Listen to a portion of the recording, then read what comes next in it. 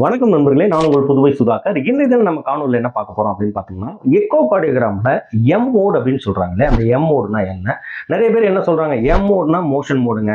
இதுல வந்து ஹார்ட்டோட சேம்பர்ஸோட சைஸ் எல்லாம் பார்க்கலாம், அப்புறம் வேல்வ்ல இருக்கக்கூடிய பிரச்சனைகள் பார்க்கலாம், ஹார்ட்டோட வாலோட மூவ்மெண்ட் பார்க்கலாம், திக்னஸ் பார்க்கலாம். அப்படி பல்வேறு விஷயங்களை சொன்னா கூட இந்த எம் மோடுன்றது எக்ஸாக்டா என்ன டெக்னிக்கலா, எம் மோடுக்கும் 2Dக்கும் என்ன டிஃபரன்ஸு, அதே போல் பார்த்தீங்கன்னா என்னதான் அட்வான்ஸ்மெண்ட்டு எக்கோ டெஸ்ட்டில் வந்தால் கூட இப்போ 3D மாடலிங்லாம் பார்க்குறோம், கடல் போட்டு பார்க்குறோம்.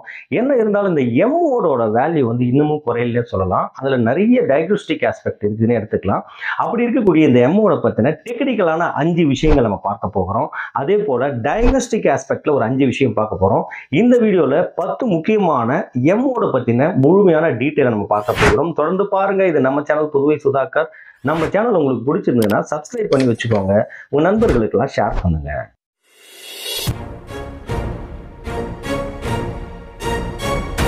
பொதுவாக எம் மோட் எக்கோ கார்டியோகிராம் அப்படின்னு சொன்னோம்னா நம்ம மோஷன் மோட்னு சொல்கிறோம். எக்ஸாக்டாக அதை சொல்லணும்னு பார்த்தீங்கன்னா 1D எக்கோ கார்டியோகிராம் அப்படின்னு நம்ம சொல்லலாம். இந்த 1 டைமென்ஷனல் எக்கோ கார்டியோகிராம்ன்றதுக்கும் நார்மலாக இருக்கக்கூடிய 2D எக்கோ கார்டியோகிராம் என்ன வித்தியாசம் நீங்கள் தெரிஞ்சிங்கன்னா இதனுடைய அப்ளிகேஷனை புரிஞ்சுக்கிறதுக்கு ரொம்பவே யூஸ்ஃபுல்லாக இருக்குன்னு எடுத்துக்கலாம்.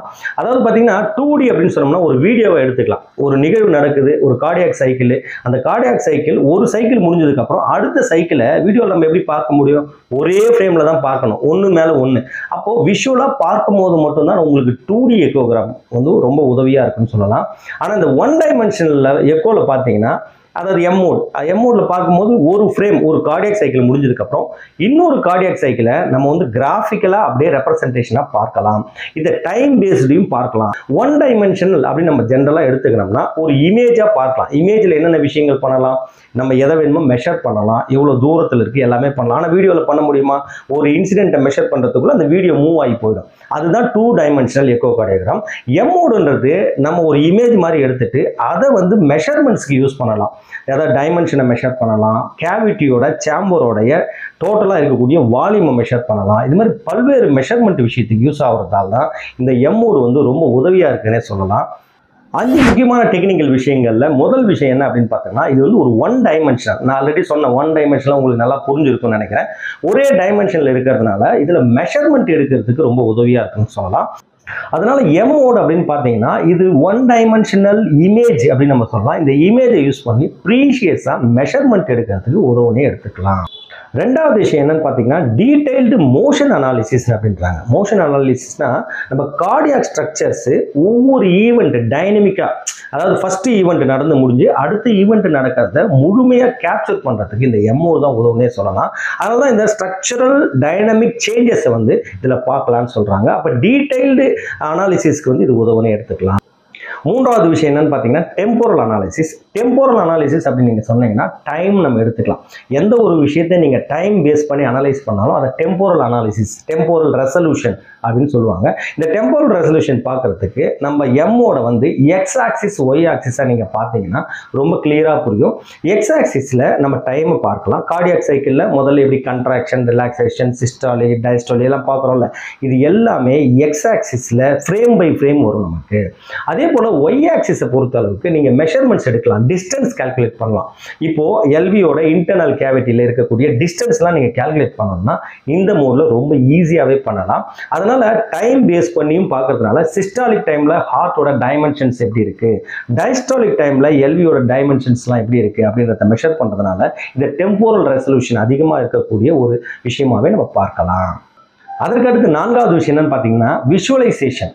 இப்போ எம் மோட்ல பார்க்குற போல நம்ம வந்து பார்த்தீங்கன்னா 2Dலையும் பார்க்கலாம். ஆனால் 2Dயில் பார்க்கும்போது விஷுவலாக நமக்கு எஃபெக்டிவாக இருக்கும். ஜென்ரலாக நம்ம எக்கோ பார்த்தனால என்ன நம்ம 2D பார்க்கும்போது ஓகே இது வந்து லாங் ஆக்சிஸில் பண்ணுறாங்க, இதில் வந்து இந்த விஷயங்கள்லாம் நமக்கு தெரியுது அப்படின்னு சொல்லிட்டு விஷுவல் பெர்செப்ஷன் பார்க்குறோம். ஆனால் அதே போல் எம் மோடும் விஷுவல் பெர்செப்ஷனுக்கு ரொம்ப உதவுது. நம்ம ரெகுலராக எம் மோடு செஞ்சு பழகிட்டோம்னா நம்ம பார்த்தாலே விஷுவலே சொல்லிடலாம் எல்வி வந்து ஹைப்பர்ட்ரோபியாக இருக்குது, எல்வியோட இன்டர்னல் வால் வந்து டைலட்டேஷன் இருக்குது எல்வியில் அப்படின்றத நம்ம பார்க்கும் போது தெரிஞ்சுக்கலாம். அதான் விஷுவலைசேஷன் சொல்லுவோம். அப்படி விஷுவலா பார்க்கறதுக்கும் இந்த எம் மோட் ரொம்ப உதவுனே சொல்லலாம். அடுத்து அஞ்சாவதா நம்ம பார்க்கக்கூடிய விஷயம் தான் ரொம்ப முக்கியமான விஷயம் சொல்லலாம். இப்போ ஜென்ரலாக நீங்கள் எம்மோடு பார்க்குறீங்கன்னு வச்சுங்களேன், எம்மோடுக்கு மேலேயே நீங்கள் வந்து 2D எக்கோகார்டியோகிராம் பார்ப்போம். ஜென்ரலாக எடுக்கக்கூடிய ஒரு லாங் ஆக்சிஸ் வச்சுங்க, பேராஸ்டர்னல் லாங் ஆக்சிஸில் ஒரு கட் பண்ணுறீங்க. அந்த கட் பண்ணும்போது அந்த 2Dயை வச்சு நம்ம வந்து கம்பேர் பண்ணி பார்த்துக்கலாம். டைமோட சேர்த்து அதை கம்பேர் பண்ணி எந்த இடத்துல கட் பண்ணுறோமோ அந்த இன்ஸ்டன்ட்டில் எங்கெங்கே வருதுன்னு சொல்லிட்டு பார்க்கலாம். அதே போல் இசிஜியை வச்சும் கோஆர்டினேட் பண்ணி பார்க்கலாம். இப்படி ரெண்டுத்தையும் கம்பேர் பண்ணி பார்க்கறதுனால தான் ஒரு காம்ப்ளிமெண்ட்ரி டெக்னிக்காக பார்க்கலாம். ரொம்ப யூஸ்ஃபுல்லாக இருக்கும். நீங்கள் பார்த்தீங்கன்னா எந்த இடத்துல 2Dயில் பார்க்கும்போது விஷுவலாக பார்த்துட்டே இருக்கும்.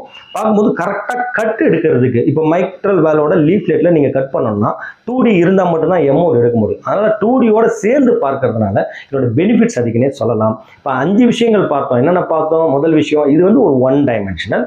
ரெண்டாவது பார்த்தீங்கன்னா மோஷன் அனாலிசிஸ்க்கு யூஸ் ஆகுது.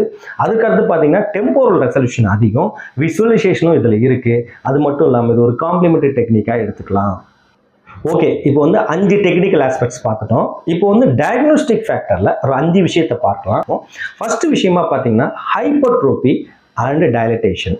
அதாவது ஹார்ட்டோடைய வாலோடைய திக்னஸ் இன்க்ரீஸ் ஆகுது, இல்லை ஹார்ட்டோடைய வால்யூம் அதிகமாகிறது, அதாவது எல்வியோட சேம்பரோடைய சைஸ் வந்து அதிகமாகிறது. இந்த மாதிரி இருக்கக்கூடிய கண்டிஷனை தான் வந்து டைமென்ஷன் அப்நார்மாலிட்டின்னு சொல்லுவோம்.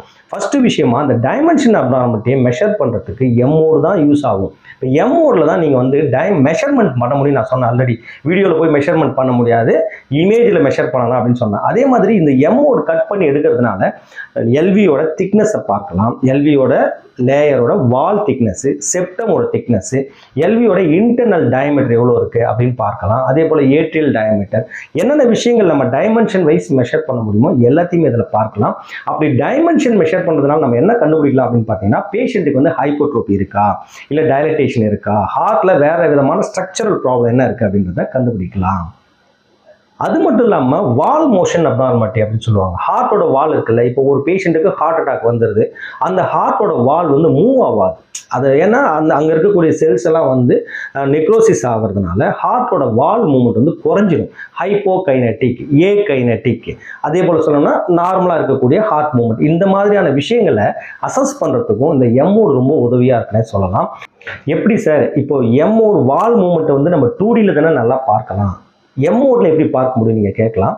டைம் பேஸ் பண்ணி பாருங்கள். டைம் பேஸ் பண்ணி டெம்போரலாக ஒரு கார்டியாக் சைக்கிளில் மசூலோட மூவ்மெண்ட் எந்த அளவுக்கு எலிவேஷன் அண்ட் டவுன்வர்ட் டிஃப்ளெக்ஷன் இருக்குது அப்படின்றத பார்த்தோம்னாலே நம்ம ஈஸியாக அசஸ் பண்ணலாம் வால் மோஷன் அப்நார்மாலிட்டி இருக்குதா இல்லையான்றத இந்த எம்மோட வச்சு அசஸ் பண்ணுறதுக்கான வாய்ப்புகள் அதிகமாக இருக்குன்னே சொல்லலாம்.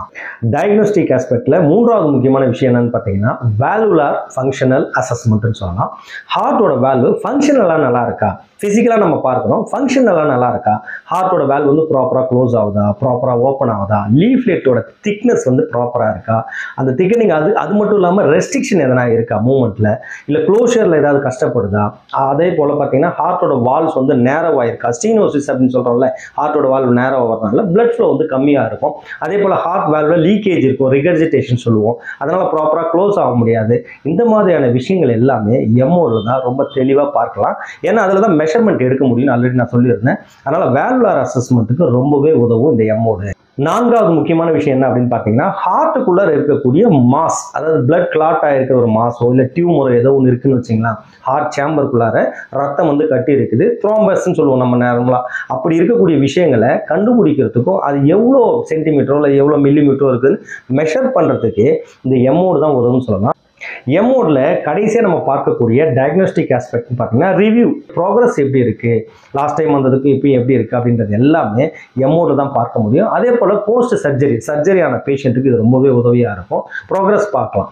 அதே போல் பார்த்தீங்கன்னா இன்டர்வென்ஷன் பண்ணியிருப்பாங்க, அதே மாதிரி ஸ்டென்ட் ஏதாவது வச்சுருக்கலாம், வேல்வுலார் ரிப்பேர் பண்ணியிருக்கலாம். இந்த மாதிரி விஷயங்களை ப்ராசஸ் பண்ணும்போது நம்ம வந்து ரெகுலர் செக்கப் வரும்போது அதை வந்து கரெக்டாக டயக்னோஸ் பண்ணி ப்ராக்ரஸ் எப்படி இருக்குது, ப்ரோவராக இருக்கா இல்லை வந்து பெட்டராக இருக்கா அப்படின்றத அசஸ் பண்ணுறதுக்கும் இந்த எம்மோடு தான் உதவும். ஆகையால் இந்த எம்மோடுன்னு சொன்னோம்னா 2D எக்கோகார்டியோகிராம் என்னதான் டெவலப் ஆகிருந்தாலும் ரொம்ப அப்படியே நம்ம 3Dயில் பார்க்குறோம், கலர்ஸ் எல்லாம் போட்டு பார்க்குறோம், இன்னும் நிறைய டெக்னிக்லாம் வந்தால் கூட இந்த எம்மோடில் இருக்கக்கூடிய டயக்னோஸ்டிக் ஆஸ்பெக்ட் மற்ற விஷயங்களில் ஈஸியாக கிடைக்காதுன்னே சொல்லலாம். இன்றைக்கும் அதனால தான் எம்மோடு ரொம்ப வேல்யூபிளாக இருக்குன்னு எடுத்துக்கலாம். ஓகே நண்பர்களே, இந்த காணொலியிலேருந்து எம்மோடுனா என்ன, எம்மோடோட டெக்னிக்கலான விஷயங்கள் என்னென்ன, டயக்னோஸ்டிக்கான விஷயங்கள் என்னென்ன, டயக்னோஸ்டிக் ஆஸ்பெக்டில் எம்மோடு என்னென்ன அளவுக்கு உதவுது அப்படி எல்லாமே தெரிஞ்சுக்கிட்டு இருப்பீங்கன்ற நம்பிக்கையோட மீண்டும் சந்திப்போம். நான் உங்கள் புதுவை சுதாகர். நன்றி, வணக்கம்.